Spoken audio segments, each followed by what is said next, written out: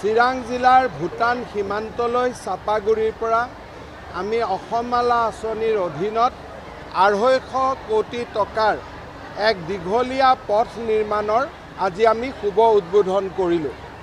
বাসুগাঁৱত railway অভাৰব্ৰিজৰ ওপৰত RB নিৰ্মাণ হ'ল, ফ্লাইঅভাৰ নিৰ্মাণ হ'ল, চিকানৈৰ ওপৰত দলং হ'ল আৰু গধূলি আমি কুকৰাং নদীৰ ওপৰতো আন এখন দলঙৰ শুভ উদ্বোধন কৰিম।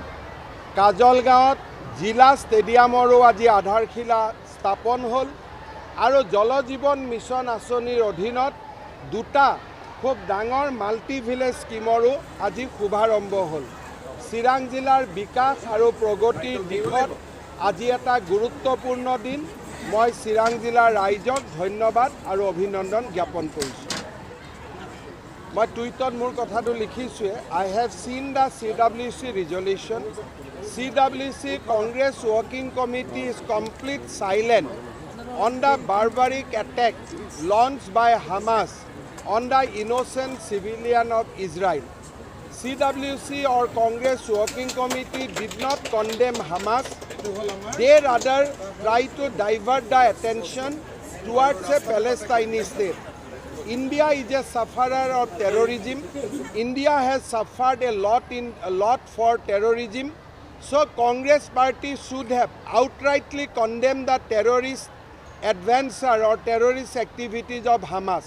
By not doing that, Congress has clearly demonstrated the fact that they are not against terrorism, they are always for appeasement.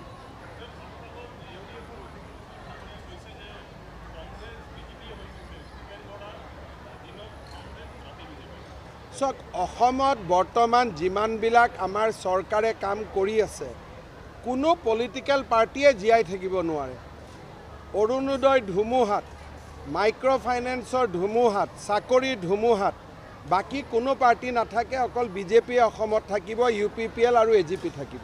য'ত যোনে উঠে উঠি থাকিব, আমাৰ কি আছে? গ'লকি পোষ্টততো গ'লকিপাৰ নায়ে, গ'ল দি থাকক। 11টালৈকে আমি গ'ল দিমেই। 12 নম্বৰ গ'ল দিয়াটোৰ কথাৰ কাৰণে আমি প্ৰস্তুতি চলাই আছোঁ। 11লৈকেতো আমাৰ প্ৰব্লেম নাই, 12 নম্বৰটোত অলপ প্ৰব্লেম আছে। 13-14 তেওঁলোকক আমি দিছোঁ। এই হস্পিটালখনৰ পৰিৱেশটো বৰ ভাল নহয়, মই জানো, আমিও চিন্তিত। কেনেকৈ কি কৰিব পাৰি ময়ো চিন্তা কৰি আছোঁ অলপ।